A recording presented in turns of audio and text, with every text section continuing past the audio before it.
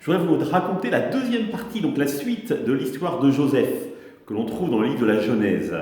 Rappelez-vous, Joseph a quitté son père, il se retrouve esclave en Égypte, puis par un concours de circonstances, peut-être grâce à Dieu, il se retrouve intendant de la maison du Pharaon. Et c'est lui qui gère les richesses de Pharaon. Et donc, il y a eu les 7 années d'opulence, où les greniers du Pharaon ont pu se remplir de grains, et les 7 années de disette, où Joseph vend le grain de Pharaon. Or, il se trouve qu'en terre de Canaan, il y a Jacob, avec ses 11 fils, plus le fils qu'il croit mort, évidemment, Joseph. Mais nous le savons qu'il n'est pas mort, qu'il est en Égypte. Et il se trouve qu'il y a la famine, les gens ont faim dans le pays de Canaan. Alors, Jacob envoie ses fils en disant « Allez en terre d'Égypte, ils y vendent du blé et ramenent la nourriture pour les membres du clan, de la tribu. » Les frères partent en Égypte et un des serviteurs vont à la maison de Pharaon. Un des serviteurs de Pharaon vient voir Joseph en lui disant « Il y a là 11 frères qui viennent du pays de Canaan pour demander de la nourriture. Que dois-je faire avec eux ?» Et Joseph leur dit « C'est moi qui vais les recevoir. » Évidemment, Joseph a changé, il a mûri, il a grandi, il est habillé à la méthode égyptienne et il est sûr que ses frères ne le reconnaîtront pas. Et pour même les tromper, il fait venir un interprète pour faire croire qu'il ne les comprend pas. Alors, ses frères se présentent devant lui, s'inclinent devant lui.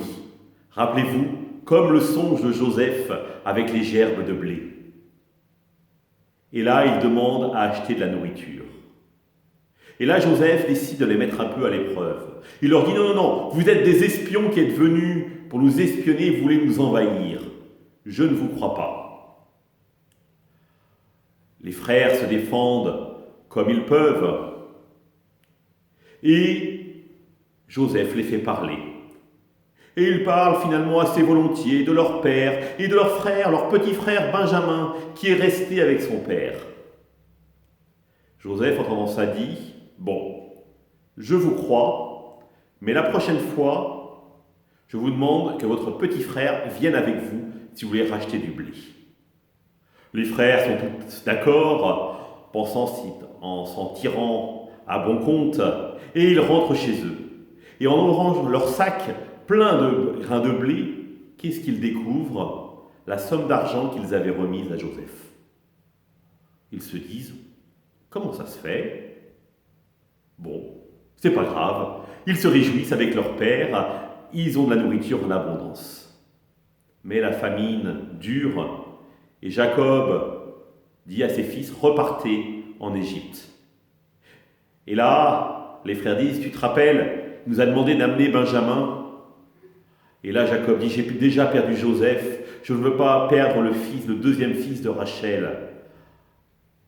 Et là, Ruben, le fils aîné, dit, Père, c'est sur ma vie que je le protégerai. Et donc, Jacob accepte de le laisser partir. Les 11 frères arrivent donc en Égypte, ils retrouvent Joseph, et Joseph voit son frère, et il pleure de joie en le voyant. Évidemment, celui-ci était petit, ne le reconnaît pas, et Joseph les invite à un festin. Alors évidemment, Joseph est un dignitaire, un haut dignitaire égyptien, donc il mange sur une table à part, mais il voit ses frères se régaler, et Benjamin avoir double part de nourriture à chaque fois. Et il les laisse partir. Et après une journée de chemin, il dit à ses serviteurs, rattrapez-les, ils ont volé ma coupe de divination. Vous saviez, celle qui sert, soi-disant, à interpréter les songes. Alors les serviteurs poursuivent les 11 frères, les rattrapent et disent, voilà, quelqu'un d'entre vous a volé la coupe de divination de notre maître. Et là, Ruben, le fils aîné, dit, si vraiment c'est le cas, que celui-ci meure sur le champ. Les serviteurs ouvrent les sacs les uns après les autres, et quand ils ouvrent le sac de Benjamin, ils trouvent la coupe. Là, les frères sont catastrophés et ils se disent « C'est le sang de Joseph qui retombe sur nous, la colère de Dieu se manifeste. » Et donc, ils sont ramenés comme prisonniers devant Joseph. Et là, Joseph donne la sentence, Benjamin va être mis à mort.